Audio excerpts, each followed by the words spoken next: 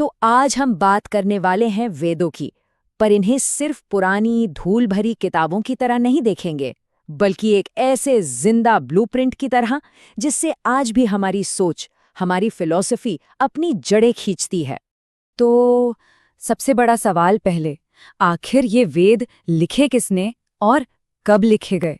ये एक ऐसा सवाल है जो हमें हजारों साल पीछे एक इंटेलेक्चुअल जर्नी पर ले जाएगा। तो सबसे पहले चलिए वेदों के ओरिजिन को ही समझते हैं। ये जो सदियों पुरानी बहस है कि इन्हें लिखा किसने, ये ज्ञान आया कहाँ से, इसको थोड़ा सुलझाते हैं। सबसे पहली बात तो ये समझनी होगी कि वेद कोई एक किताब नहीं है जिसे किसी एक इंसान ने एक बार में लिख दिया हो। नहीं, ये तो सदियों तक चले एक महायज्ञ की तरह है। सोचिए, जिसमें हजारों ऋषियों ने, थिंकर्स ने अपने ज्ञान की आहुति दी, और फिर इस पूरे विशाल ज्ञान को एक जगह समेटकर उसे ऑर्गेनाइज करने का, उसे एक स्ट्रक्चर देने का श्रेय दिया जाता है महर्षि वेदव्यास को। और कमाल की बात यह है कि यह बहस कोई आज की नहीं है, यह हजारों साल पुरानी है। मतलब एंशिएंट इंडिया के जो फिलोसोफर्स थे वो भी इस सवाल पर बंटे हुए थे। एक तरफ था न्याय दर्शन, जिसका तर्क था कि भाई इतना गहरा ज्ञान जो इंसान के समझ से परे हो, वो तो सिर्फ ईश्वर की ही रचना हो सकता है। वहीं दूसरी तरफ था मीमांसा दर्शन, और उनका मानना था कि वेद किसी ने लिखे ही नहीं, वो तो मतलब यूनिवर्स की तरह ही इटर्नल है, शाश्वत है, हमेशा से थे, हमेशा से हैं। ठीक है, तो ये तो हो गई ऑथर की बात। पर अब सवाल ये उठता है कि इन वेदों के अंदर आखिर है क्या? चलिए इनके स्ट्रक्चर को समझते हैं।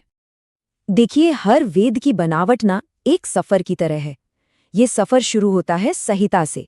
ये कोर है जिसमें यज्ञों और अनुष्ठानों के लिए सारे मंत्र और भजन हैं। फिर आता है दूसरा पड़ाव, ब्राह्मण ग्रंथ। ये एक तरह की हाउ टू गाइड है जो बताती है कि इन मंत्रों का सही इस्तेमाल कैसे करना है, रिचुअल्स कैसे परफॉर्म करने हैं। इसके बाद आते हैं आरण्यक। जैसा नाम से ही जाहिर है, अरण्य यानी जंगल, तो ये वो ग्रंथ हैं जो वनों में रहकर तपस्या करने वालों के लिए हैं। और इस यात्रा का जो आखिरी और सबसे गहरा पड़ाव है वो है उपनिषद। यहीं से असल में फिलॉसफी की ऊंची उड़ान शुरू होती है।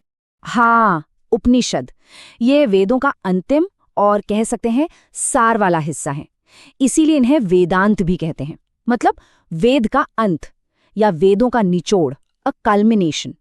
यहीं आकर रिचुअल्स, कर्मकांड ये सब पीछे रह जाते हैं और ज्ञान की खोज, the pursuit of knowledge, he main focus बन जाती है।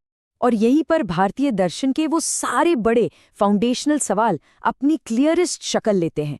आत्मा क्या है, द सोल, मोक्ष या लिबरेशन कैसे मिलेगा, क्या पुनर्जन्म होता है, रीबर्थ, और इस पूरे ब्रह्मांड के पीछे की जो अल्टीमेट रियलिटी है वो ब्रह्म, उसका स्वरूप क्या है, ये सब उपनिषदों में ही एस्टैब्लिश। अब उपनिषदों के बाद भारतीय दर्शन में एक बहुत बड़ा इंटेलेक्चुअल स्प्लिट हुआ, एक बहुत बड़ा विभाजन। यहीं से दो मुख्य धाराएं निकली, आस्तिक और नास्तिक। अच्छा, जैसे ही नास्तिक शब्द सुनते हैं दिमाग में क्या आता है? एथेस्ट, है ना, वो व्यक्ति जो ईश्वर में विश्वास नहीं करता। लेकिन क्या भारतीय दर्शन के कॉन्टेक्स्ट में इसका मतलब यही था? तो यहीं पर सबसे बड़ा आहा मोमेंट है। ये बंटवारा ईश्वर में विश्वास को लेकर था ही नहीं, ये बंटवारा था नॉलेज के सोर्स को लेकर, अथॉरिटी को लेकर। आस्तिक वो है जो वेदों को परम प्रमाण मानता है, जो कहता है हाँ, वेद जो कहते हैं वो प्रूफ है।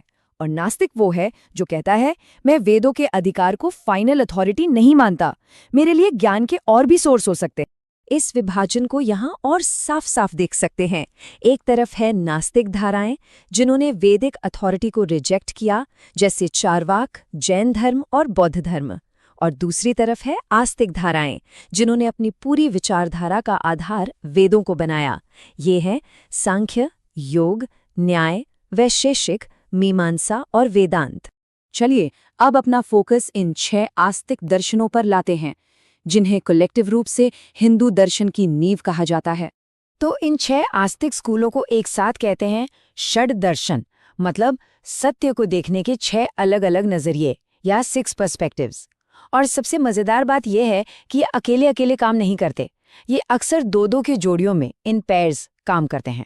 ये साझेदारियां आप समझिए एक तरह की इंटेलेक्चुअल जॉइंट वेंचर्स थीं। हर जोड़ी एक दूसरे को कॉम्प्लीमेंट करती थी। जैसे सांख्य ने थियोरी दी कि दुनिया कैसे बनी, पदार्थ क्या है, चेतना क्या है, तो योग ने उसी थियोरी के आधार पर लिबरेशन यानी मोक्ष पाने का प्रैक्टिकल रास्ता बताया।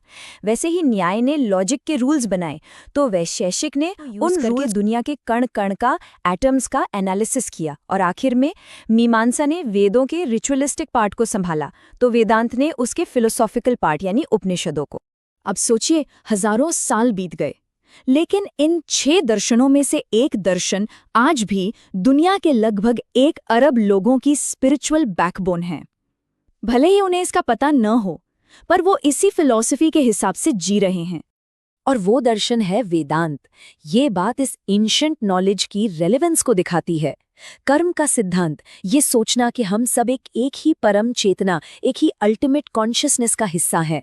जीवन का असली लक्ष्य खुद को जानना।